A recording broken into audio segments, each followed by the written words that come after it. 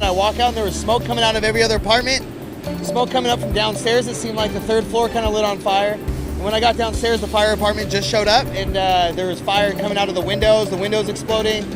I just watched it get worse and worse.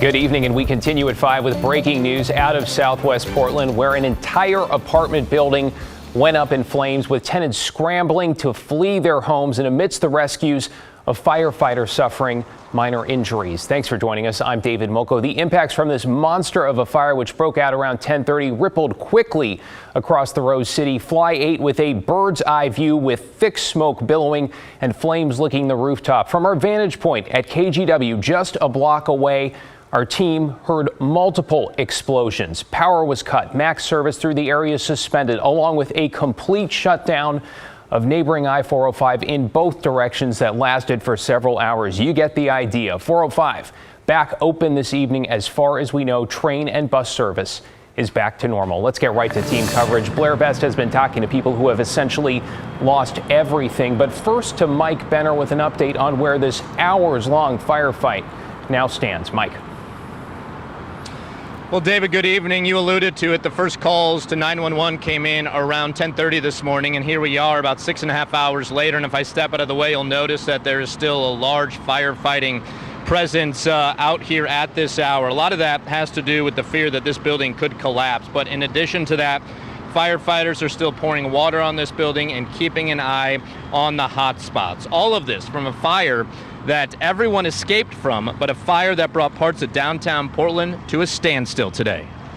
Late Tuesday morning in downtown Portland, flames tear through a more than 100-year-old apartment building at the corner of Southwest 14th and Taylor. Resident Sentiera Forbes woke up to black smoke in her apartment. I thought maybe it was started in my apartment for some reason, so I opened the front door, black smoke in the hallway. I knew I wouldn't get down, so I had to take the fire escape with my dog. Forbes and her dog weren't the only ones on the fire escape looking to get to safety. Fire crews tell us several people needed to be rescued. We quickly both threw ladders and effected the rescues of the individuals that were on the fire escape and entered the structure and made sure that people were aware that this alarm that was going, it was a real fire. This video shot by a KGW drone is an indication of just how real the fire was.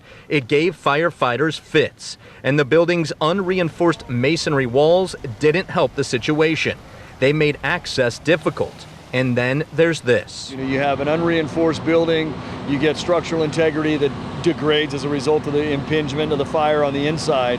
You could lose the walls. Concerns the building could collapse consumed firefighters for most of the day, not to mention concern for one of their own who was hurt. We had probably a flashover situation on the inside of the 4th floor, and it blew out the windows from the 4th floor all the way across the street, and it did hit one of the firefighters in the forehead.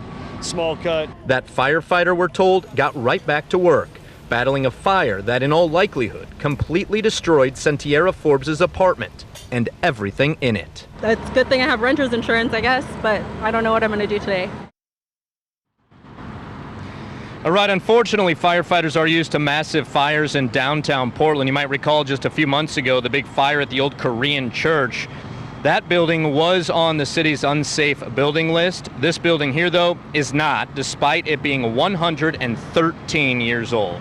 Now, as far as the cause of this fire, no cause yet. It is under investigation. In the meantime, we can tell you that crews will be out here for some time to come. So if you are coming downtown, keep that in mind because a number of streets are closed.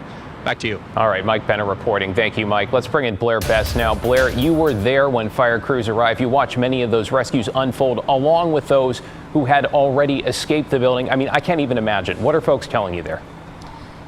David, it is truly a devastating scene out here. I just watched one of the tenants walk by me crying. As you can see behind me, many of the fire crews are still here trying to put out this massive fire. Now, since it started in the morning, many tenants tell us that they woke up with heavy smoke in their hallways and firefighters at their windows. The sidewalks are lined with tenants as they watch their apartment building go up in flames.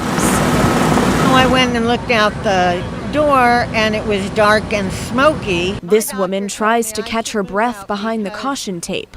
Firefighters had to carry her out of her apartment Tuesday morning. They got me down and set me on the curb. then a window blew out and we had to move. She was one of the 4 people fire crews rescued. I know my friends she got off work, came home, her apartment's up in flames, her pets are gone, and then the neighbor right next to them, their pets are gone. Tenants like Nicholas Gomez describe a chaotic morning as they rushed to evacuate the building. All I have is my phone, the clothes I'm wearing. I have my social security cards in there, my IDs in there. The tenants say there were no sprinklers inside and the fire alarm never went off. I didn't know the building was on fire right above me until the fire department alerted me that it was. As crews work to put out this massive fire, tenants face a daunting road ahead. I think about how I'm going to start over. I have to start, I'm going to lose everything. And I'm not sure how I'm going to do that. Blair, we heard it there, starting over from nothing. So what happens to people like Nicholas Gomez now? Do they have anywhere to go?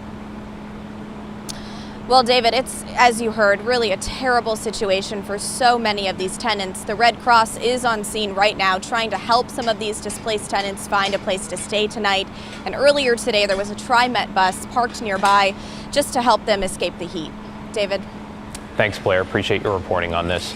There are still some lingering outages this evening after PGE shut down power to the area this morning. Here's a look at the latest outage map. Right now, still about 200 customers in the dark. PGE estimating that all service will be restored by about noon tomorrow. Stay with KGW for continuing coverage of the Goose Hollow building fire. Updates as we get them online at kgw.com and on the KGW app.